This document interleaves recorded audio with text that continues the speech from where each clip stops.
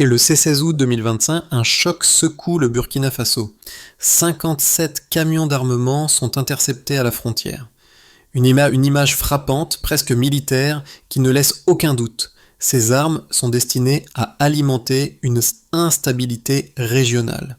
Ibrahim Traoré, face à cette saisie, comprend que ce n'est pas juste une opération de contrebande, mais un test majeur pour la souveraineté du pays.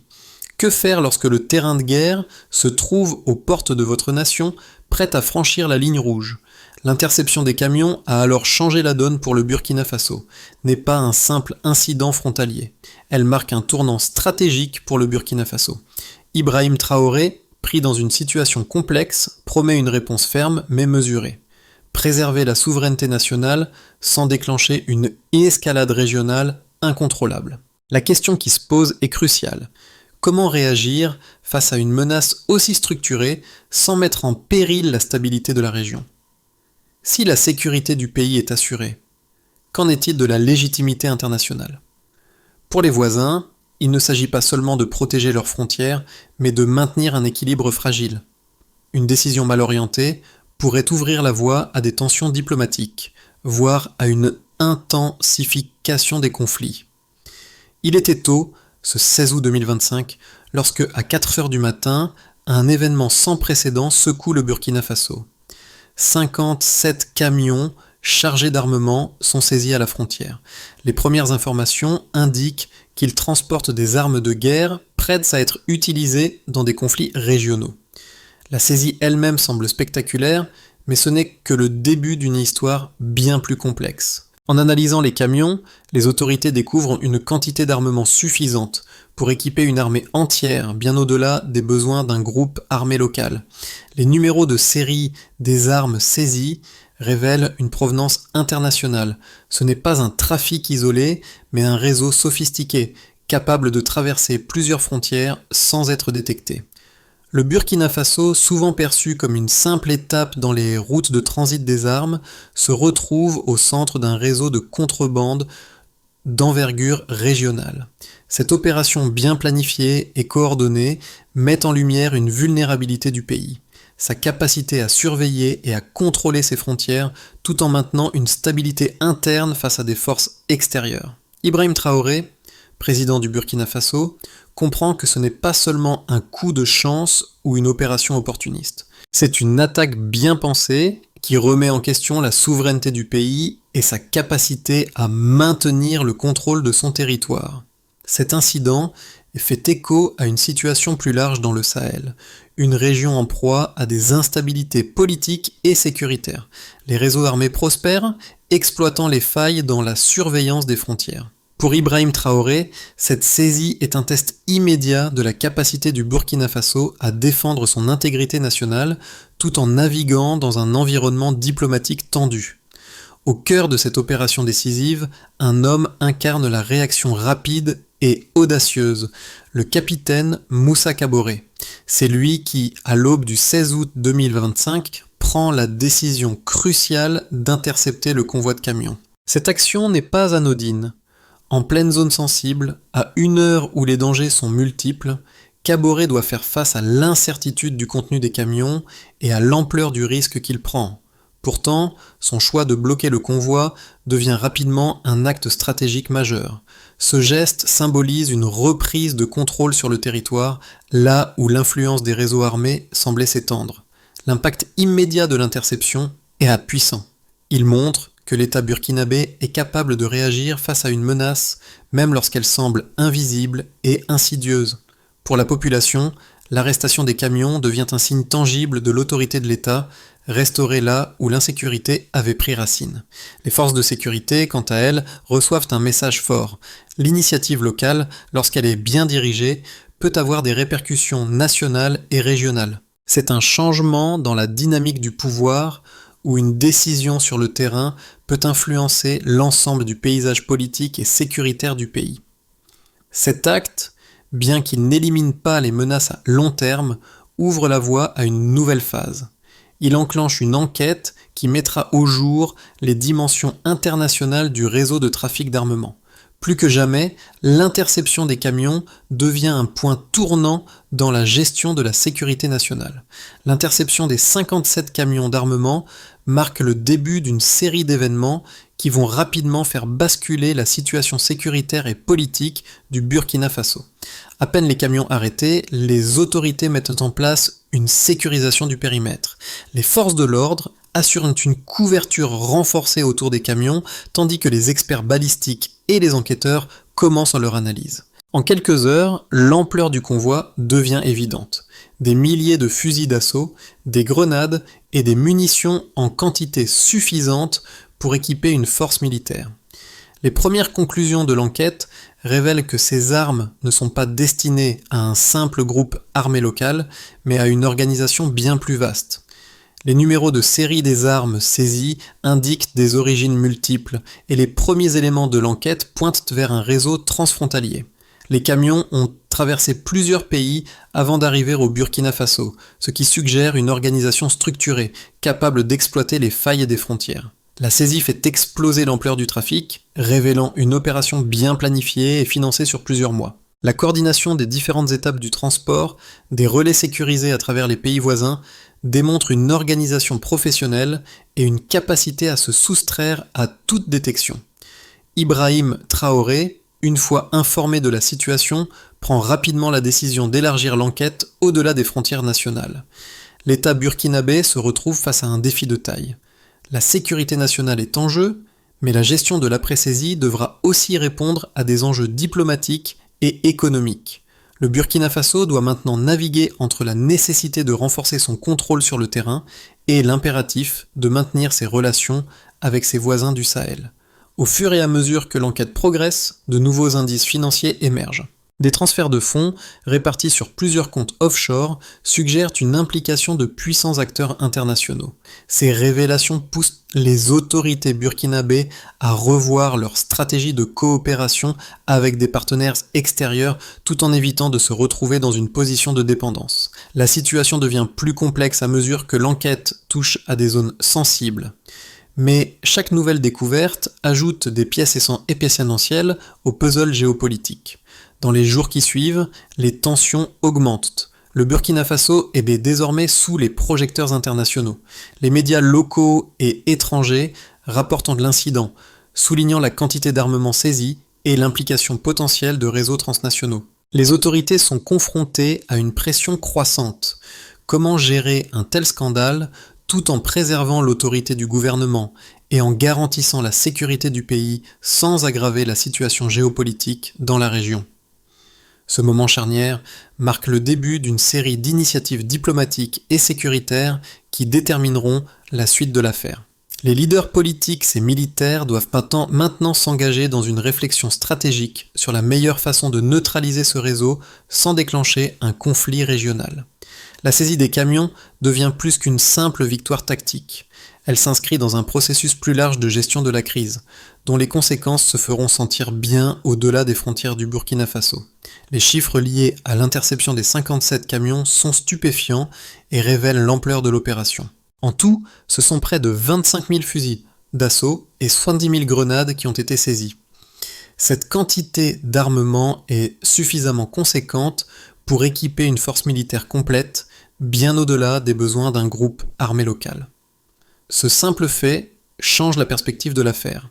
Ce n'est pas un trafic local de faible envergure, mais une organisation structurée et préparée. Les analyses balistiques révèlent que les armes proviennent de stocks divers. Certaines d'entre elles sont issues de conflits passés, tandis que d'autres proviennent de circuits plus récents, indiquant que le réseau de contrebande est actif depuis plusieurs années. Cette diversité des origines témoigne de l'étendue des connexions internationales du trafic, impliquant des acteurs capables de contourner les contrôles douaniers et militaires de plusieurs pays. Un autre chiffre, tout aussi frappant, concerne les transactions financières liées à cette opération.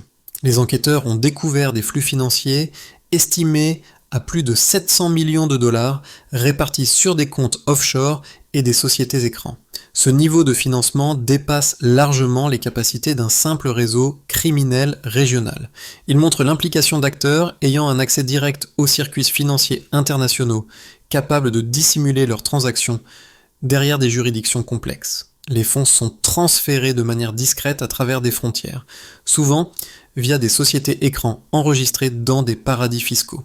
Cela souligne la sophistication du réseau, qui ne se contente pas de mener une simple opération, mais cherche à maintenir un flux constant de ressources pour financer ses activités. Les documents saisis lors de l'interception des camions révèlent également des liens directs avec des groupes armés opérant dans plusieurs régions du Sahel. Ces liens sont cruciaux pour comprendre l'objectif final de ce trafic: alimenter une instabilité prolongée dans la région afin de fragiliser les États et de soutenir des forces qui luttent contre les gouvernements locaux.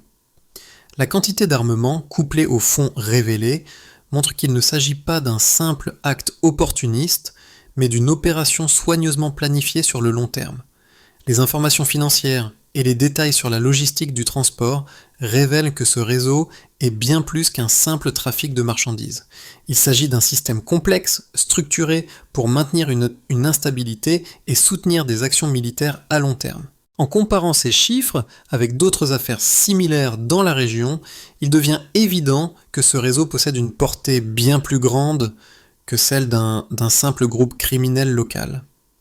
Il est capable de mobiliser des ressources, des financements et des armes sur une échelle internationale, ce qui fait de lui une menace bien plus sérieuse pour la sécurité régionale. L'analyse de l'incident du 16 août 2025 présente deux perspectives opposées, chacune ayant ses partisans parmi les analystes politiques et sécuritaires. D'une part, certains considèrent l'interception des camions comme la preuve d'une tentative délibérée de déstabilisation régionale. Selon cette interprétation, le Burkina Faso n'est qu'un maillon dans une chaîne bien plus large visant à semer l'instabilité dans toute la région du Sahel. La saisie de ces armes, d'origine multiple et transportées de manière sophistiquée, indique que le réseau derrière cette opération n'est pas simplement local, mais qu'il s'agit d'un système de contrebande internationale. Les défenseurs de cette thèse soutiennent que le Burkina Faso doit renforcer sa coopération avec ses voisins du Sahel et ses partenaires internationaux pour lutter efficacement contre cette menace transnationale. Ils préconisent une approche collective où le renseignement, la surveillance frontalière et les sanctions diplomatiques jouent un rôle central.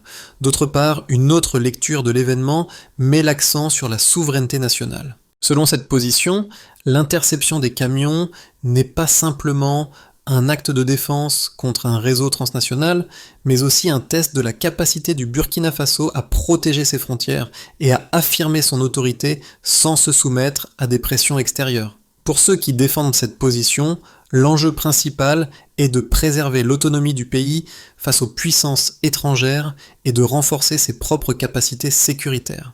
Cette approche privilégie l'idée que le Burkina Faso doit être en mesure de résoudre ce problème sans dépendre excessivement des alliances internationales, qui pourraient compromettre sa liberté d'action. Selon eux, l'opération menée par Ibrahim Traoré et les forces de sécurité locales est un symbole de la capacité du pays à se défendre seul, tout en envoyant un message clair à ses voisins et à la communauté internationale.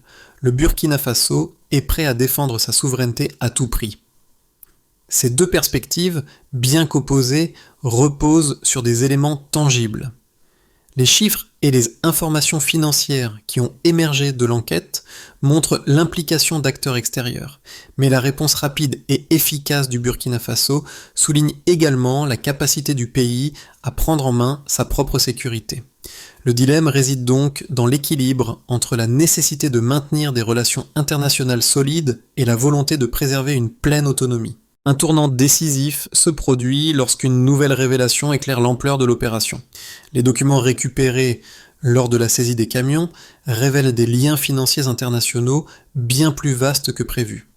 Les premières analyses des flux financiers montrent des transactions atteignant plusieurs centaines de millions de dollars répartis sur des comptes offshore et via des sociétés écrans. Ces données mettent en lumière non seulement la portée transnationale du trafic, mais aussi l'implication d'acteurs disposant d'une capacité organisationnelle et financière impressionnante. Cette découverte modifie la perception de l'événement. Ce qui semblait être une simple interception de camions s'avère être une partie d'un réseau bien plus complexe et structuré, alimenté par des ressources internationales. Pour Ibrahim Traoré, Cette révélation impose une réévaluation des priorités sécuritaires et diplomatiques. Le Burkina Faso se retrouve à la croisée des chemins. Il doit maintenant faire face à une menace régionale et internationale tout en protégeant sa souveraineté. Cette nouvelle dimension du dossier révèle que le pays ne peut plus se contenter de réponses locales. Il doit maintenant naviguer dans un cadre géopolitique plus large. L'impact de la saisie des camions s'étend bien au-delà du Burkina Faso. À l'échelle nationale, l'événement provoque une onde de choc, mais aussi une prise de conscience accrue parmi la population. Les images des camions immobilisés circulent largement, et pour beaucoup, elles symbolisent une victoire de l'État sur les forces de l'ombre. Le sentiment de sécurité, bien que fragile, commence à se reconstruire. Ce moment devient un point de référence pour la gestion de l'insécurité, un symbole du retour de l'autorité de l'État dans des zones où des réseaux criminels avaient progressé. Dans le même temps, la réaction du gouvernement ne se limite pas à une simple action sécuritaire. Ibrahim Traoré utilise cette crise pour renforcer les capacités internes du pays. L'État lance une série de réformes, notamment dans les domaines de la surveillance des frontières, du renseignement et de la coordination entre les différentes forces de sécurité. Ces mesures visent à améliorer la réactivité face à de futures menaces, tout en envoyant un message fort à la communauté internationale. Le Burkina Faso est prêt à prendre en charge sa propre sécurité sans se soumettre à des pressions externes. Cependant, cette prise de pouvoir sur le terrain a également des conséquences diplomatiques. Les partenaires internationaux observent attentivement la réponse du gouvernement. Certains saluant la fermeté, tandis que d'autres expriment des préoccupations concernant les tensions potentielles dans la région. Les voisins du Sahel, notamment le Mali et le Niger, sont également confrontés à des défis similaires, et l'incident pourrait soit renforcer la coopération régionale, soit exacerber les rivalités. Ce moment crucial pourrait redéfinir la dynamique de sécurité dans la région, avec des répercussions sur la coopération bilatérale et multilatérale. L'impact économique est également notable. Les premières réactions sur le marché international sont partagées. Certains investisseurs, préoccupés par une possible escalade de la violence, adoptent une attitude d'attente, tandis que d'autres considèrent cette action comme un signe de stabilité retrouvée. À l'intérieur du pays, la confiance dans les institutions augmente, mais elle reste fragile. Les citoyens se montrent plus vigilants, et un sentiment de fierté collective émerge, surtout dans les grandes villes où la menace semblait plus immédiate. Dans l'ensemble, l'événement a des répercussions sur plusieurs niveaux, politiques, diplomatiques, économiques et sociales. Les conséquences immédiates renforcent la position d'Ibrahim Traoré, mais elles imposent aussi un défi. Comment maintenir cette dynamique de sécurité tout en préservant la souveraineté nationale et en évitant l'escalade des tensions internationales? L'avenir immédiat du Burkina Faso dépendra de la manière dont ces multiples conséquences seront gérées à la fois sur le terrain et sur le plan diplomatique. L'interception des camions d'armement a ouvert la voie à 3 scénarios possibles pour l'avenir du Burkina Faso, chacun avec ses propres risques et opportunités. Le premier scénario, le plus probable, envisage une stabilisation progressive. Dans cette trajectoire, les autorités continuent à renforcer le contrôle des frontières et la coopération régionale en multipliant les efforts pour démanteler les réseaux criminels. Les mesures de sécurité sont renforcées, mais la situation reste tendue. L'économie pourrait souffrir de l'incertitude géopolitique et les investissements étrangers pourraient rester prudents, ce qui ralentirait la croissance à court terme. Cependant, la réponse sécuritaire locale et les réformes internes contribuent à maintenir l'équilibre et la situation se stabilise lentement sans basculer dans un conflit ouvert. Le deuxième scénario, plus optimiste, envisage une amélioration significative de la sécurité et de la coopération régionale. Grâce aux révélations de l'enquête, le Burkina Faso pourrait obtenir un soutien accru de ses voisins et des partenaires internationaux. Une coopération plus étroite dans la lutte contre le terrorisme et les réseaux criminels pourrait se traduire par une réduction substantielle de l'influence des groupes armés dans la région. La stabilité retrouvée encouragerait les investissements étrangers et renforcerait la confiance de la population dans les institutions de l'État. Ce scénario envisage une accélération des réformes dans les secteurs de la sécurité, du renseignement et de la gouvernance, permettant au Burkina Faso de devenir un acteur clé dans la lutte pour la stabilité du Sahel. Le troisième scénario, plus défavorable, voit une montée des tensions diplomatiques et une intensification des conflits régionaux. Malgré les efforts de l'État pour sécuriser son territoire, les réseaux criminels et les groupes armés pourraient se réorganiser ailleurs ou répliquer avec des actions encore plus audacieuses. La pression extérieure pourrait augmenter, certains partenaires internationaux pouvant mettre en question la gestion de la crise et la gestion de la souveraineté nationale. En conséquence, l'économie burkinabé pourrait se retrouver sous pression, avec une instabilité sociale grandissante et des tensions internes potentielles. Ce scénario pourrait entraîner une escalade de la violence dans la région, avec des conséquences dévastatrices pour la sécurité nationale et la stabilité économique. Dans chacun de ces scénarios, le rôle d'Ibrahim Traoré et la capacité du Burkina Faso à naviguer entre les défis internes et externes seront déterminants. La manière dont l'État gère les tensions diplomatiques, les réformes sécuritaires et les relations avec ses voisins pourrait faire basculer la situation d'un côté ou de l'autre. La question clé demeure: quelles actions l'État burkinabé prendra-t-il aujourd'hui pour minimiser les risques et maximiser les chances d'un avenir stable et prospère? L'incident des 57 camions d'armement résonne profondément au Burkina Faso, mais son impact va bien au-delà des frontières du pays. Pour le citoyen burkinabé, l'événement incarne un tournant. Les images des camions saisis ne sont pas seulement une victoire sécuritaire. Elles symbolisent un retour de l'autorité de l'État dans un environnement où les réseaux criminels semblaient prendre le dessus. Dans les villes comme Ouagadougou, où l'insécurité était palpable, cette action des forces de l'ordre offre une lueur d'espoir. Le message est clair. L'État est capable de protéger ses citoyens et de reprendre le contrôle de son territoire. Cela nourrit un sentiment de fierté collective et d'unité nationale face à une menace commune. Cependant, ce sentiment d'unité n'est pas sans défi. La population reste vigilante, consciente que cette victoire est encore fragile. Les attentes sont élevées. Après l'interception, comment l'État va-t-il garantir que cette situation ne se reproduira pas ? Les citoyens se demandent si l'État pourra maintenir ce niveau de sécurité à long terme et s'il sera en mesure de fournir une stabilité économique durable. La gestion de cette crise devient ainsi un test pour le gouvernement d'Ibrahim Traoré, qui doit s'assurer que ses actions ne sont pas perçues comme des réponses ponctuelles, mais comme le début d'un changement durable. Le défi reste de convaincre la population que l'État peut continuer à préserver la paix et la stabilité dans le pays, malgré les défis internes et externes. Cette confiance, bien que naissante, doit être nourrie par des actions concrètes et visibles. La cohésion nationale est mise à l'épreuve, mais l'action du 16 août 2025 devient un fondement sur lequel peut se bâtir un avenir plus sûr. La réponse du Burkina Faso à l'interception des 57 camions doit aller au-delà d'une simple action sécuritaire. Pour garantir la stabilité à long terme, le pays doit mettre en place un ensemble de mesures qui touchent à plusieurs domaines clés: la sécurité, la diplomatie, l'économie et la gouvernance. Tout d'abord, le renforcement des capacités de sécurité interne est essentiel. Cela passe par une meilleure surveillance des frontières, l'intensification des contrôles douaniers et un renforcement des capacités d'intervention des forces de sécurité.